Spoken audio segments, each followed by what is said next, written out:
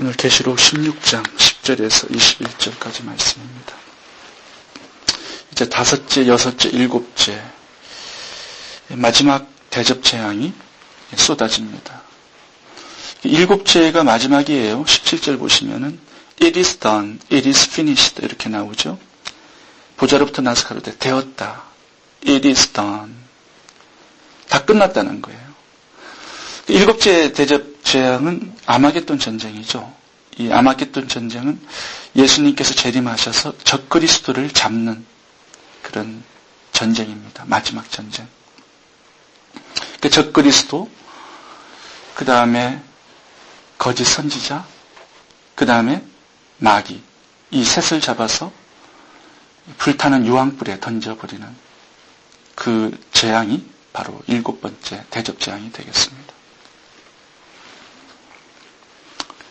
이 아마겟돈 전쟁은 이제 지구에 남은 그동안 3분의 1을 죽이고 4분의 1을 다 파괴하고 그 남은 사람들을 향하여 내려 쏟아 부어지는 재앙인데요.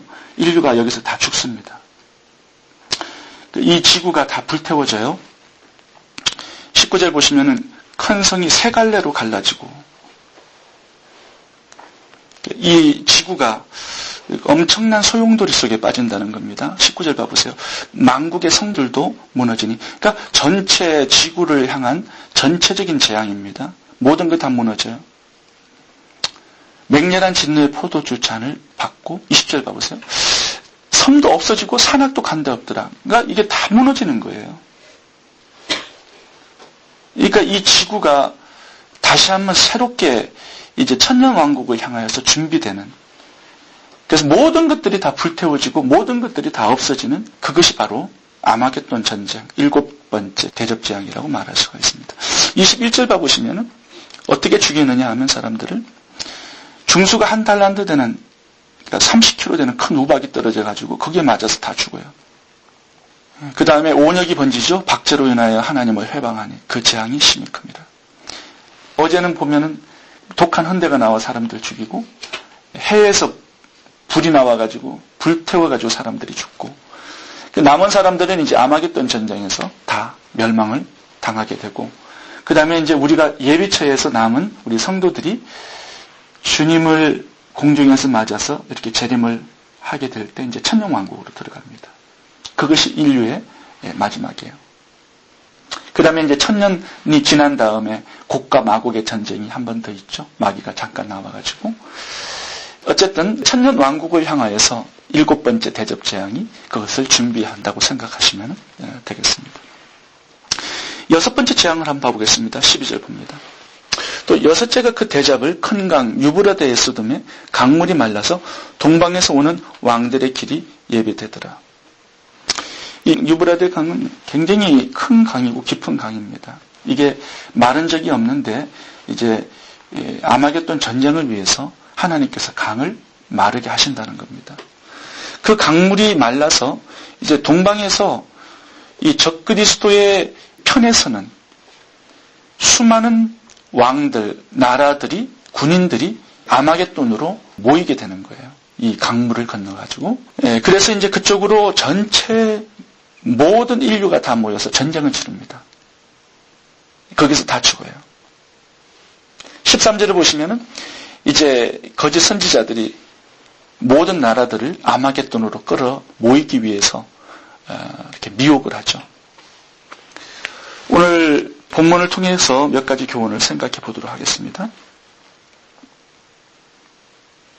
첫 번째는 스탑 사인이 하나님의 축복이라는 것입니다. 스탑 사인이 있어야 된다는 거예요. 여섯 번째 대접 재앙을 보겠습니다. 12절입니다. 또 여섯째가 그 대접을 큰 강 유브라데에 쏟음에 강물이 말라서 동방에서 오는 왕들의 길이 예비되더라. 이 길이 어떤 길이죠?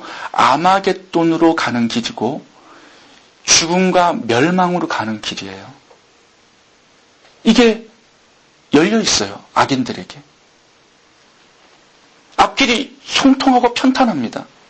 그 길이 죽음의 길이 되는 거예요. 여섯 번째 대접 재앙은요, 아무 재앙이 없습니다. 그냥 길이 마르는 거예요. 길이 그냥 열리는 거예요. 이게 재앙이라는 거예요. 그 길이 바로 죽음과 멸망으로 가는 길이기 때문에 이게 큰 재앙이라는 거예요. 아마겟돈으로 가는 길이라는 거예요.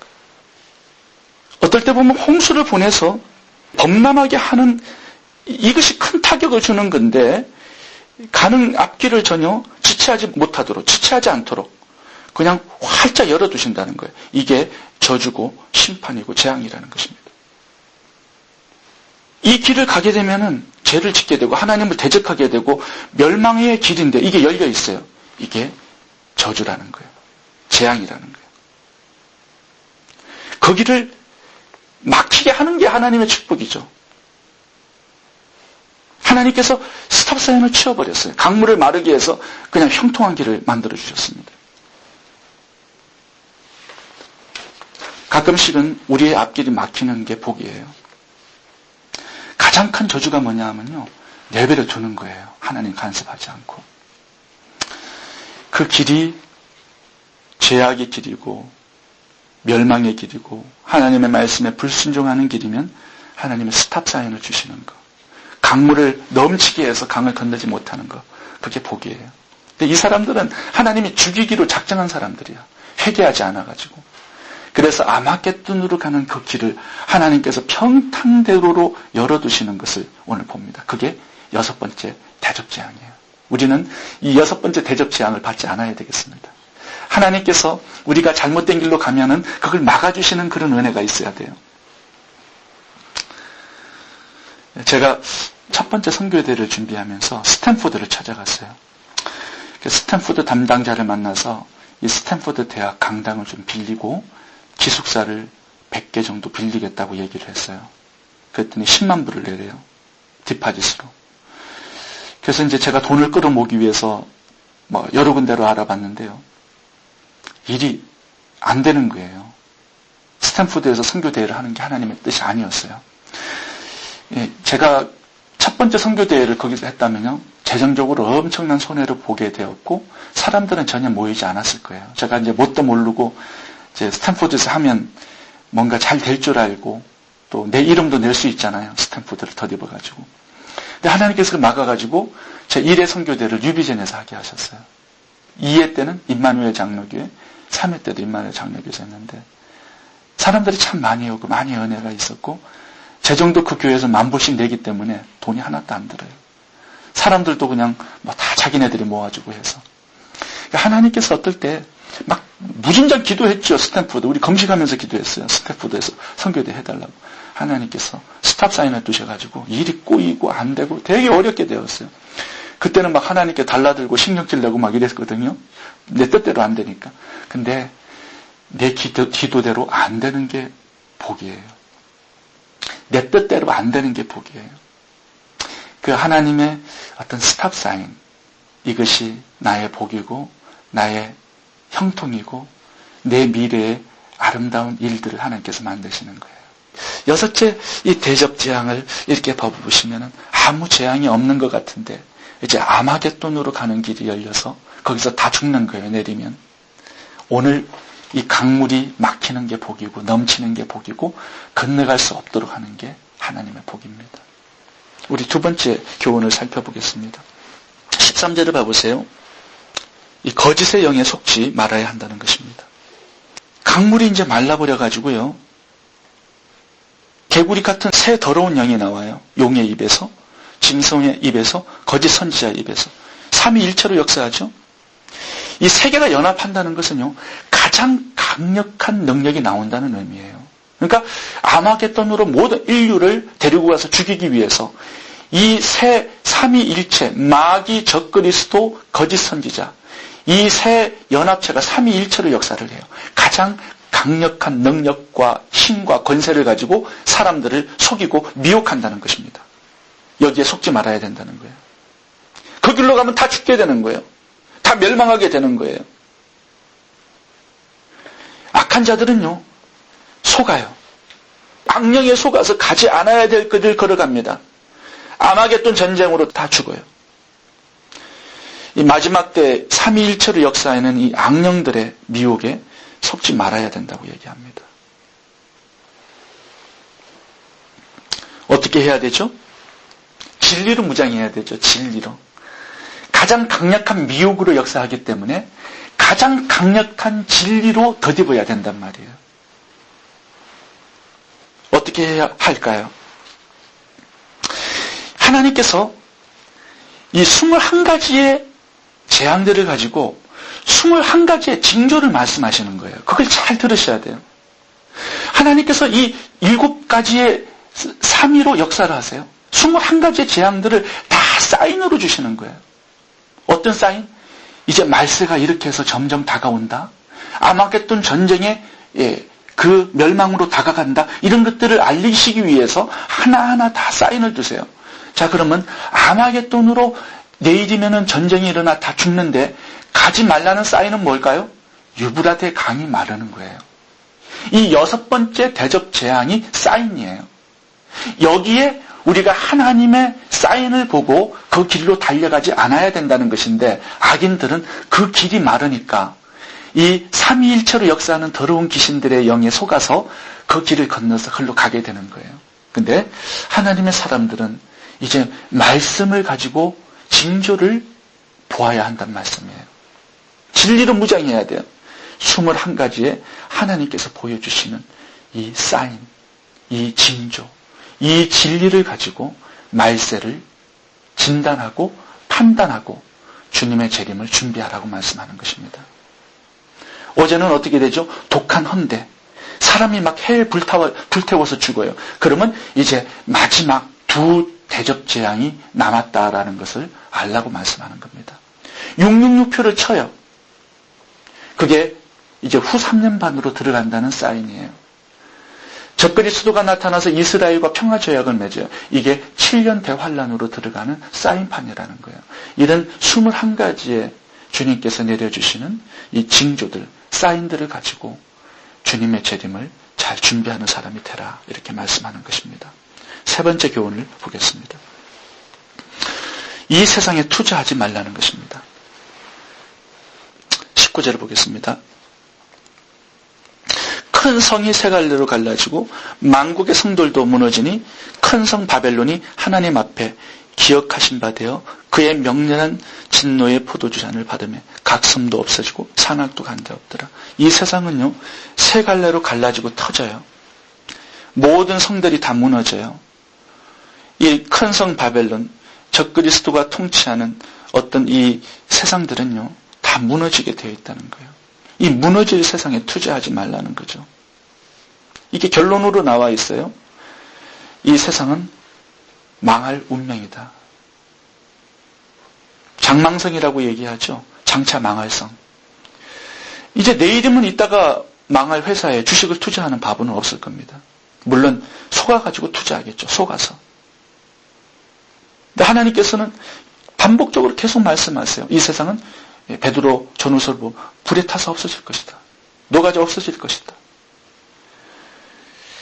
이 세상에 정신이 온전한 사람은 오래 살려고 하지도 않을 것이고 투자하려고 하지도 않을 것이고 이 땅에서 큰 집 짓고 큰 차 굴리고 영원히 잘 살려고 그렇게 하지 않을 겁니다. 어떻게 하는 것이 지혜로운 거예요? 잘 떠날 준비를 하는 게 지혜입니다. 잘 떠날 준비. 이제 망할 성인데 여기서 뭐 하겠어요? 어떤 소망이 있겠어요? 가장 지혜로운 사람은요, 떠날 준비하고 그 다음에 영원한 하늘나라에 투자하는 거예요. 우리가 가진 것을 없어지지 아니할 상급으로 만들고 투자하는 거예요. 우리의 시간, 우리의 재물, 우리의 달란트, 우리의 모든 기회들, 영원한 하늘나라, 없어지지 않을 그 하늘나라에 상급으로 투자하는 거예요.